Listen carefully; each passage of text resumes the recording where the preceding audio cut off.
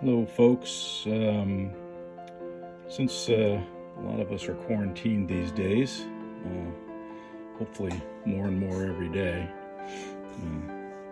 keep from spreading this nasty virus around. I thought I might take a couple of minutes, well, it's actually a few hours, but some time to show people that might be interested in checkering how the process takes place. I did this many years ago, had my tools put away for quite a while, but I was down in my shop cleaning up, came across the tools and said, well, what the heck, that's good for quite a few hours of pastime, that's for sure. So a few days ago, I finished my dad's old 1930s little 22 gallery gun. I put a very, very simple pattern on it, as you can see. Nothing real fancy, no scrolls or anything like that. And you can see the stock's got some dings in it. It's not worth a tremendous amount of money, but it was my dad's, and I just thought, what the heck? Most firearms of this type, rifles and stuff, should have a better gripping surface, and that's what checkering does. So I don't know if I can show you here, but basically it's a series of diamonds that are carefully cut into the hardwood of the stock. In this case, it's walnut. So, having more time on my hands, I had this old Gerber knife. It's got, I believe that's rosewood on there. It's a little bit difficult to see, but you can kind of see the grain in there. It's a very tight grain, pretty hard wood.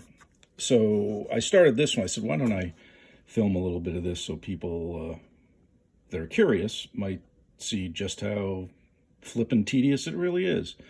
So basically I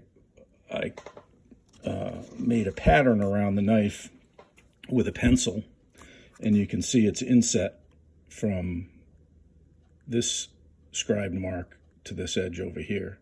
And I left that for a purpose, because I might want to put, as we swing over here, I might want to put this border cut, that concave border cut around after I'm done. So I left that space, and we swing back here. So I basically, you can hardly see it, but I penciled in basically a profile that mimics the outside edge of the knife. And what I'm currently doing is just taking a little, it's a very sharp little cutter. You can pretty much use anything, a scribe or whatever, and I'm just going over that pencil mark to make it a little bit more visible. I've already done the other side. So here you can see, after I scraped the outside perimeter, I have a little trick that I use, and I use a glass cutter. I actually go around. The glass cutter kind of works perfect because the wheel has a nice little groove in it, and it puts a nice little groove that the checkering tool can go into. So this straight line that you see here is a master line. I've never done this before. This is one master line, and this is the other master line. So those lines are set up so the finished triangles are going to be 3 times longer than they are wide. This is going to be, the tools I use are going to be an 18 lines per inch. That means they're going to be line spaced, as you see over here. If I get over here, there are basically 18 lines going this way per inch, and 18 going at that angle the other direction. So checkering, well, there's different grades or different degrees of fineness to the checkering. They can go all the way up to 32 lines per inch, which takes a lot more talent than I have, that's for sure. So I've got basically the second easiest. It starts basically at 16, then goes 18, 20, 22, and so on, right up to 32 lines per inch. So I guess I'll stop there. All right, so we're ready for part 2 here. The first part was about 5 minutes. I don't know if I'm going to make them the same length or whatever. I've never really done this before, but trying to document it. So what I did on those pencil lines, I carefully went around first with my glass cutter. This is kind of a cool one because it's a pistol grip kind of thing, and you can control it very well. It's great for going around curves. Then I did my 2 master lines with the glass cutter, and then we follow up with a cutter. So here's a cutter. It's like a file. It's got a very fine V shape to it. And basically, you very carefully follow those lines with the cutter till you cut a very, very shallow V into those lines that you've made. Once that's done, and going around curves, these curves that you see here is a little tricky, especially for a cutter that's kind of long like this. So they do make one. It looks like this, and you can't see it, but this is for cutting in reverse, basically pulling toward you in this direction. The other cutters are pushing action, which only cut in one direction, and then as you pull them backwards, which you really shouldn't do very much, but you kind of have to, kind of cleans the grooves out a little bit. So those 3 tools, well, I haven't got to the third one yet, sorry. I'm about to get to the third one because it's one of the more important ones. And this is a right-hand cutter. So if I turn this up toward you, I think you can see that one side it's a 2-sided tool, one side being a cutter, and the other side a smooth V, kind of like a ski. So when this cutter is put into this groove and slid down, it cuts another groove to the right of it at exactly the right spacing. So that's the secret. The tools really are the secret. So on this master line that I've got here, I'm going to use this right-hand tool, and I'm going to cut a series of lines parallel to that one that fall onto the right side of each consecutive line going across. Now I could keep using the same tool and just simply turn the part around, and go ahead and do right hand, but I also have a left hand cutter. I use them kind of both. And then while we're on cutters, I have a couple of other ones here.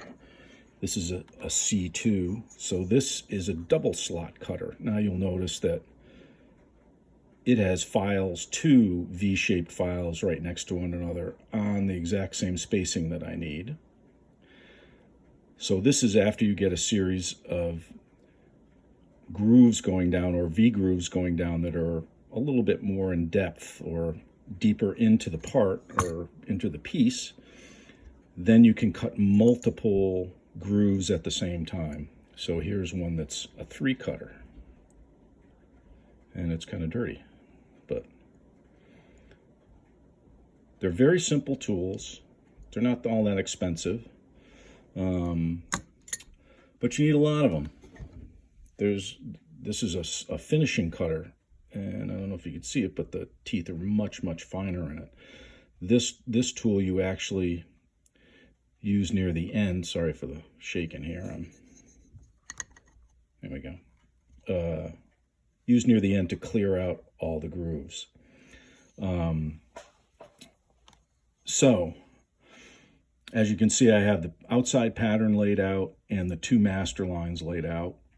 And I think we'll stop there for now, and we'll show you the progress on the next one. Thanks. So this is about 2.5 hours later from the last video where I had the outline and the master lines done. So I've got the diamonds basically cut down probably about 1/4 of their finish depth, but you can see the pattern that develops from those two lines. I hope you can see it anyway. So that's basically what it looks like. The other side, a lot of work to do. So what I'll do is just showing you some progress here on what it looks like after about 2.5, 3 hours of kind of tedious work, but it certainly keeps your mind off of other things. Thanks. Well, folks, it's about 3 hours have elapsed. 3 hours later, I should say. Same deal. Since the last installment that I made. So I've got this one side cut to depth. It's turned out to be a harder pattern than I thought because of the outside curves. You can see some of the overstrikes. It's very difficult to control those cutters and getting them to cut right up to an edge. It's something that takes, well, probably a lot more talent than I have. But so there's one side. The other side I do have started. You can see basically the master lines have been extended throughout the pattern. And now, again, I'll start and deepen these diamonds, do a little sanding on it, and then I'll put some stock oil on it and some wax, and we'll see what it looks like in a while. There you go. And there'll be another installment, and I'll hopefully show you the finished product. It's very hard to use a cell phone to show technique as I'm doing this, so I do apologize for that. Sometime I might set up a camera, I guess, so you could actually see what's going on. But it's pretty tedious, but it's very satisfying when the job is complete. Thanks again. Okay, folks, we're back again. This is pretty much the finished product here of what you guys were looking at before. And I should mention that I'm missing a few of my tools, and that my wife and I are in the process of getting our house ready to move, and a whole bunch of our stuff went into storage, and a lot of my wood carving stuff was in a box that is currently in storage. So I didn't have my 60-degree carving points to go in and do the borders of this thing. But again, this is just kind of a project to, kind of do something, be creative, and take a bunch of hours and, do something that lasts a while, that is utilitarian. It provides a grip.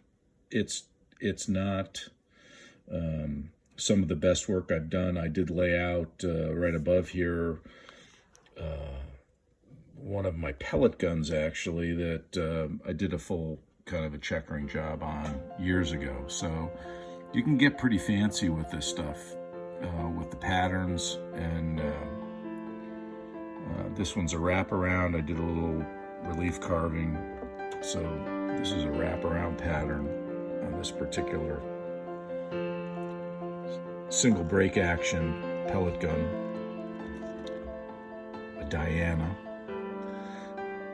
So you can, that's a lot of hours of checkering on something like that. I mean, I have another rifle that I did that was in excess of 120 hours just in the checkering and not in the stock refinishing itself. So getting back to this, did I do a fabulous job? No, but it works. Maybe someday when we get to the new house and I can dig out of my other tools, I'll go around and do the border better, add some flourish to it. But, with the oil on it and the wax, it looks pretty good. So I'm kind of happy. It's an older Gerber knife. I've probably had this thing, I don't know, since the 1980s. Not an everyday carry knife, but I do kind of collect those. to some extent. And there you have it. You can see the case has been carried a lot. But I appreciate your time, and thanks for watching. Bye now.